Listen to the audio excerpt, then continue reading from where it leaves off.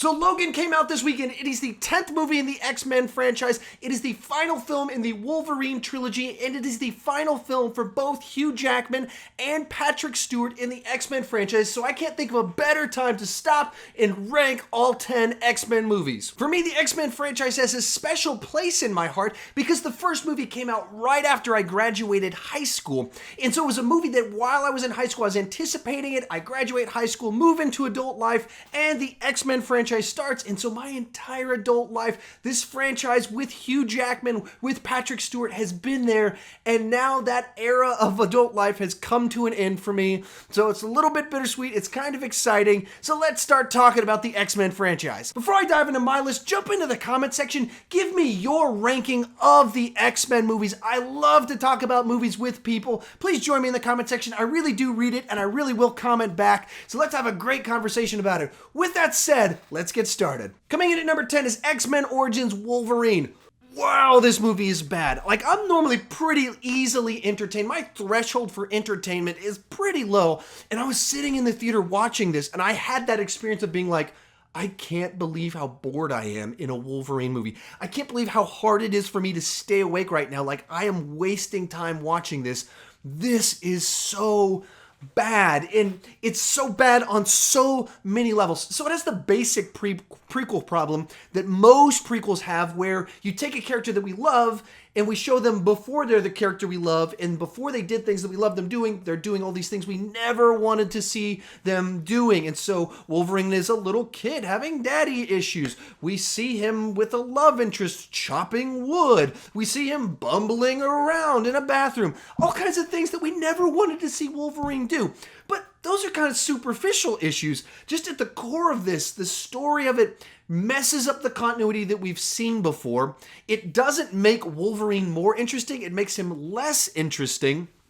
And then just like the tone of it is so off. The humor is so off. And so elements of it are unbelievably cartoonish and corny, and he's bumbling around in a bathroom chopping everything up with his claws. And then there's the Blob, who's just like this ridiculously cartoonish character, and the other elements are played melodramatic, other parts are violent, and so it's just all over the place. Other than Hugh Jackman's performance and Liev Schreiber, who plays Sabretooth, almost nothing works in this movie. There's a big plot twist in the third act that doesn't add up. You're watching going, what? Why are we doing this? Why are we trying to be so clever? I mean, it's a very slick and professionally made disaster. And then, of course, the most glaring problem with this movie isn't related to Wolverine, but they cast the perfect guy to play Deadpool in it. He's playing Deadpool, and then they sew his mouth shut and totally botch the character in one of the most epically bad decisions in Hollywood history, the treatment of Deadpool in this movie. It is a bad movie, but it's professionally made, so I would give it like a 4 out of 10. It is really bad, and it is barely watchable. Coming in at number 9 is X-Men The Last Stand. This is the third film in the original X-Men trilogy, and with it, the first two were directed by Bryan Singer, then he left to go direct Superman Returns, and then the director that was supposed to direct this one dropped out weeks before they were supposed to shoot. Ratner steps in last minute to take over, and the movie really shows. It feels very much like a film that was put together by producers and a bunch of executives who had a bunch of competing different ideas, and then they gave it to a competent but very bland director in Brett Ratner to pull it all together last minute. So if you watch the movie, it kind of has 3 totally unrelated storylines.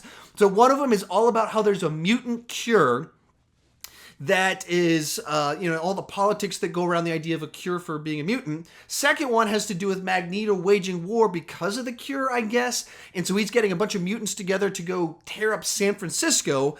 And then third, they're doing the Dark Phoenix saga all at the same time as these other stories are going on.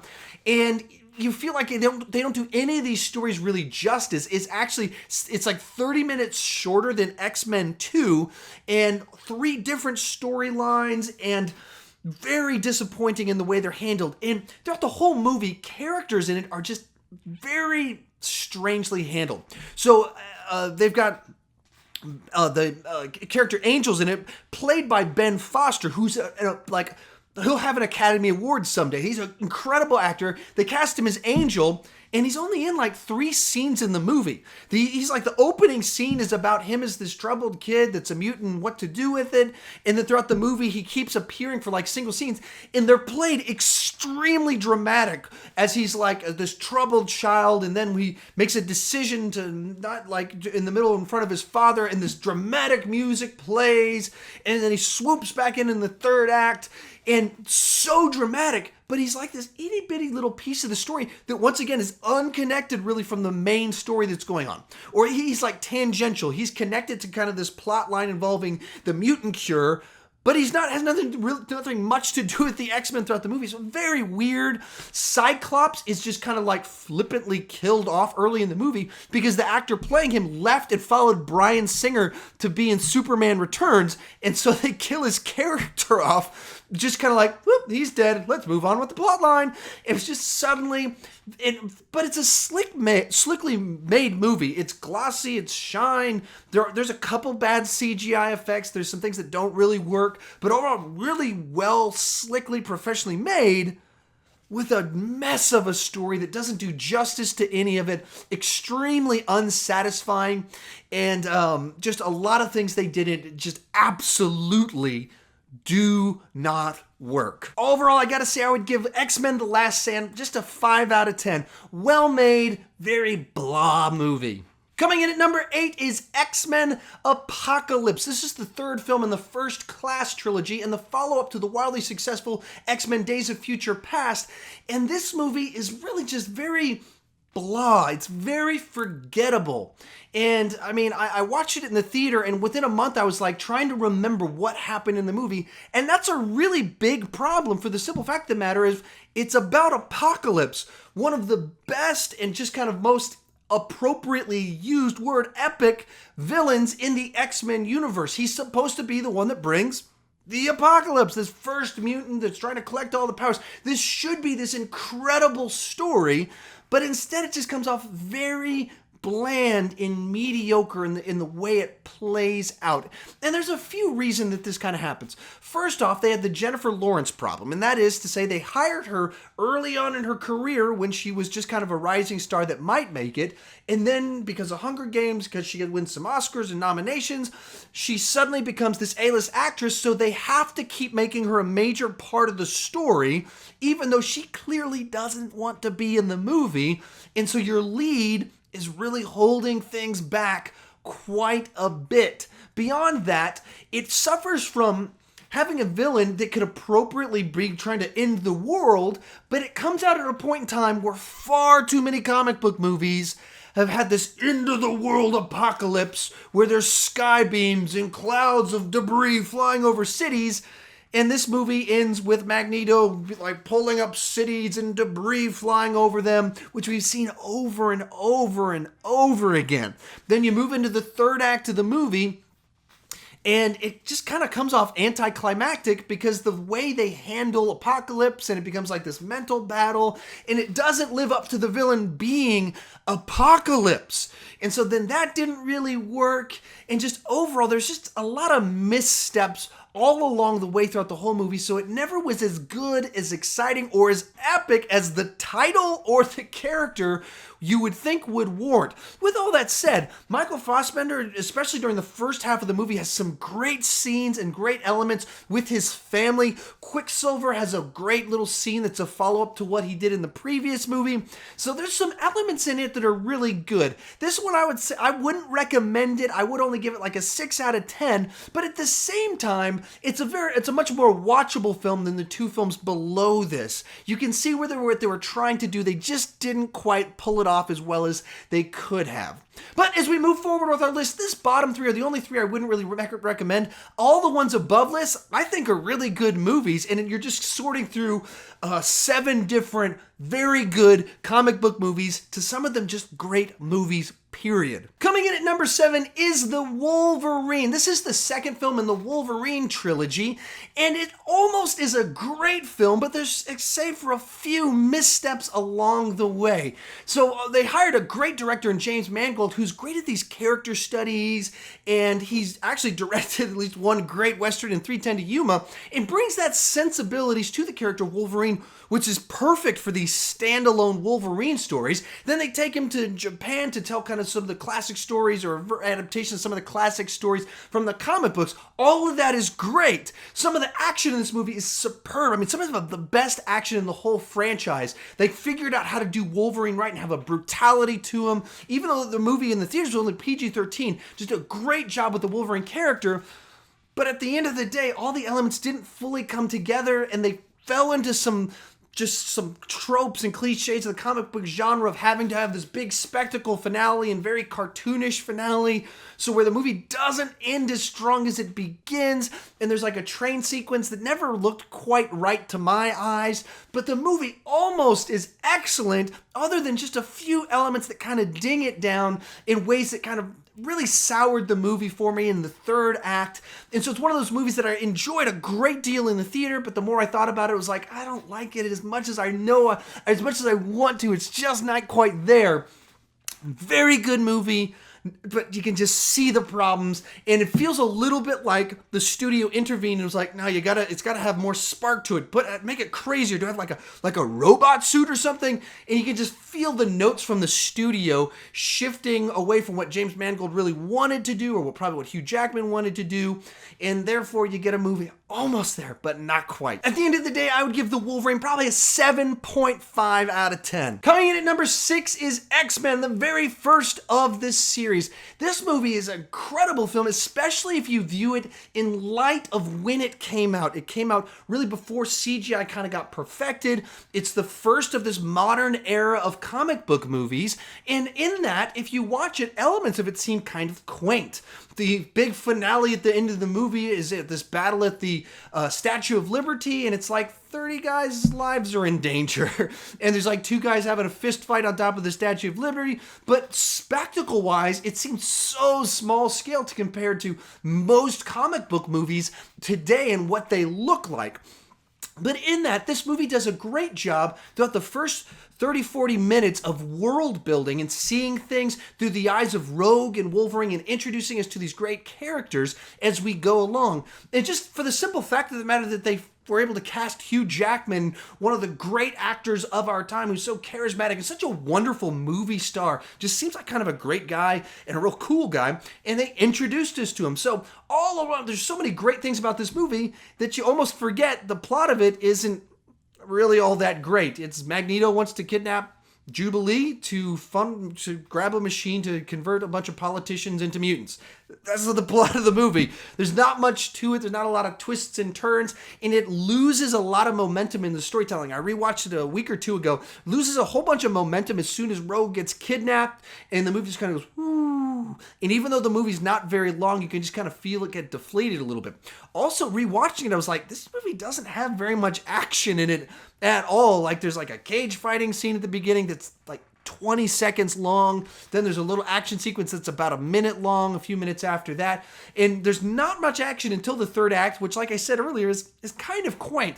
So it's an interesting movie because it is such a piece of cinematic history because of what has led to now. But rewatching it, it's so interesting to see how far comic book movies have come since then and what they can do visually, what they can do with the storytelling. I mean, just even looking at the Logan movie that just came out compared to this movie and how far even this franchise has come.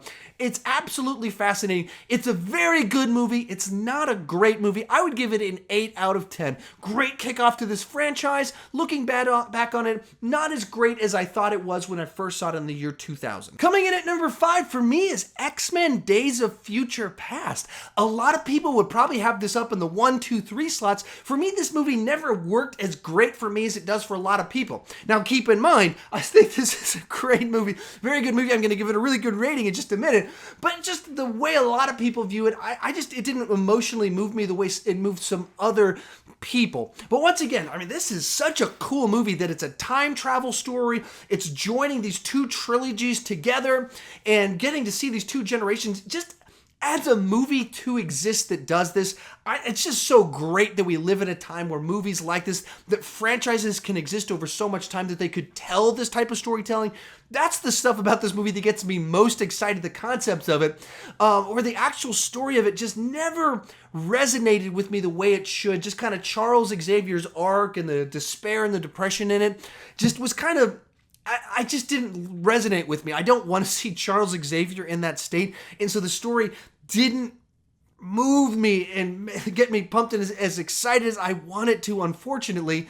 And from a lot of people it did, and I fully understand that. But for me, it's not the Charles Xavier that I want to see. And so for that reason, I don't love it as so much as many other people. But this is such a cool movie. There's some great sequences. The Quicksilver kitchen sequence is just such like a jaw-droppingly incredibly unique, special cinematic experience of just watching that movie in the theater, and you're just like, this is so smart. This is so fun. This is such a great sequence. And it's one of those ones that you could just say, X-Men, Days of Future Past, kitchen sequence, and everyone's like, oh man, that was awesome. And you didn't want to spoil it for anybody. And the best thing about the fact that that was like the best scene of the movie and that Quicksilver stole the show is that all of us thought Quicksilver was going to suck going into this movie, for the simple fact of the matter that his production design, the still images they released of him, looked ridiculous when they first put him out. And so then when we watched the movie, it was like,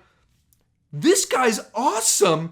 Was such a pleasant opportunity for all of us that talk about movies on the internet to be totally wrong. Perfect example of how so many of us will judge still images, will judge trailers, but we love being wrong in the movie. We're like, that guy was awesome. Man, you did it, Bryan Singer. Thanks for giving us that. So, very good movie. Actually, I'll call it a great movie. Not sort of like stirring my emotions as much as it did for some other people to move it into those top upper echelons that it was for some other people. I would give this an 8.5 out of 10. Coming in number 4 is X2, the second movie in the original X-Men trilogy. And this is just such a great sequel. It's a sequel that surpasses the original, that tells a great story, that digs in deeper into several of the characters.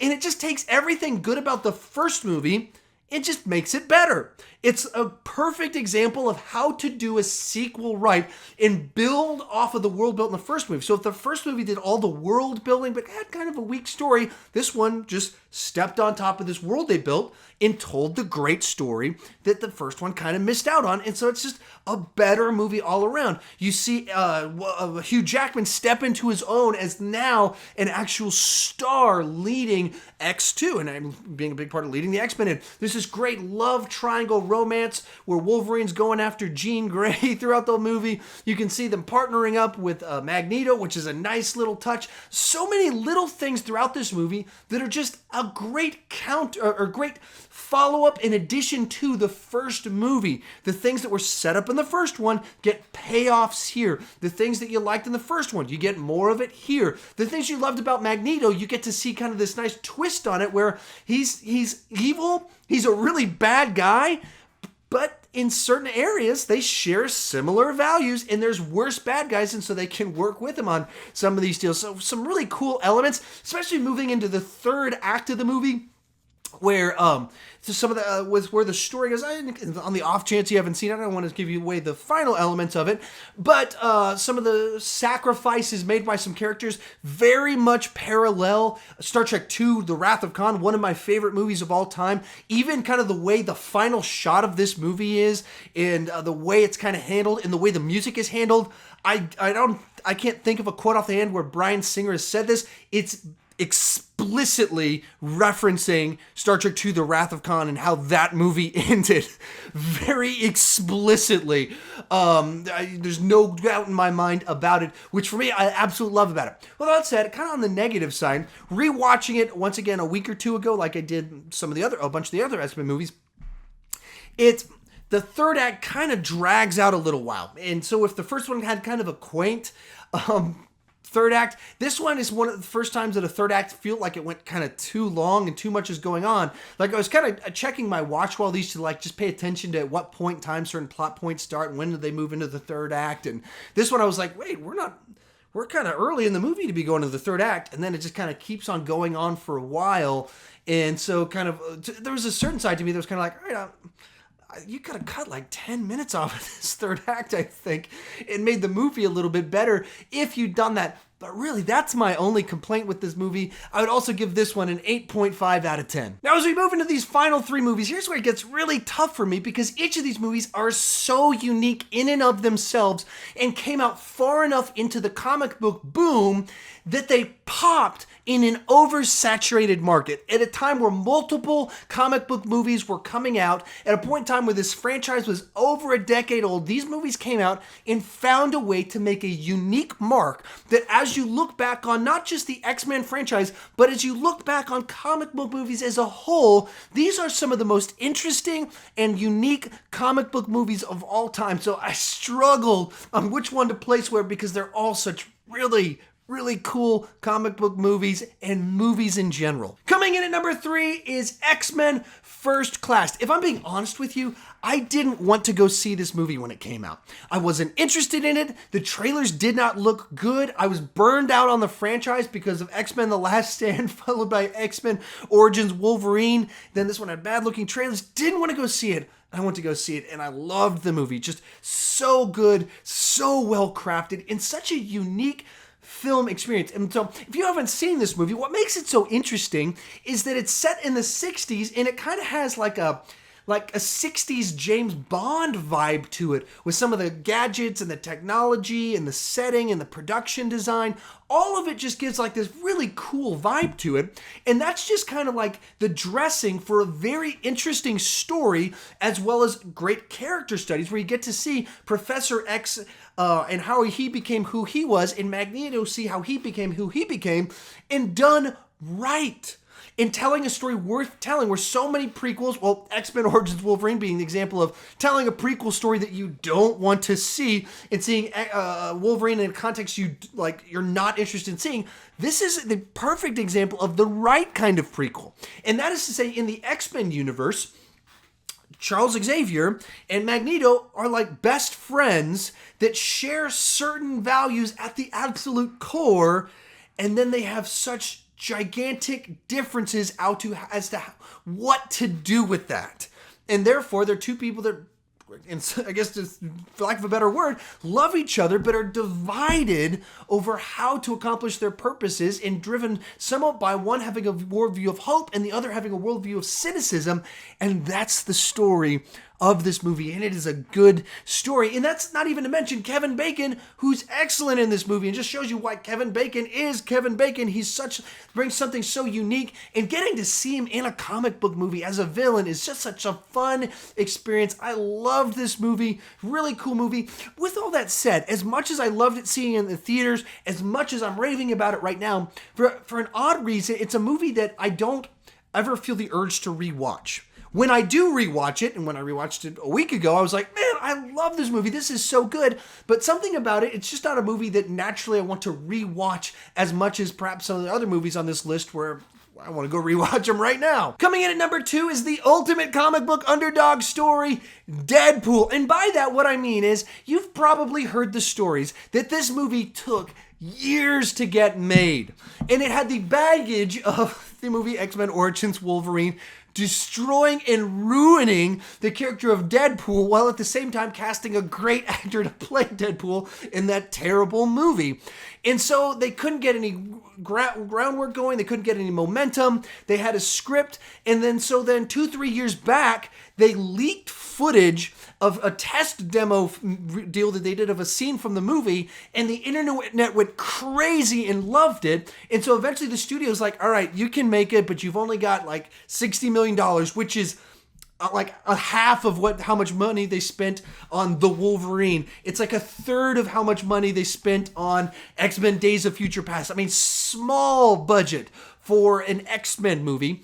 And they took that money and they just wrote a great script and poured all their passion, all their creativity into it, and just made what is the most entertaining of the X-Men movies, maybe it may be the most entertaining comic book movie of all time, because it has the action, then it has the humor, but it's also extraordinarily creative and just interesting to watch. It's told in an interesting way. Everything about it is captivating and pulls you in and makes you enjoy it. Honestly, I don't really have any big complaints with the movie. I would just say for the movie they were trying to make, they made just about the perfect version of that movie as possible, but I would say the movie they were trying to make wasn't really like a grand slam type of movie. It was a great piece of entertainment, and in that, it didn't necessarily have the dramatic depth and intricacies of plots to spark it to give it like a 10 out of 10 or something like that. I'm going to give it a 9 out of 10. This is like great and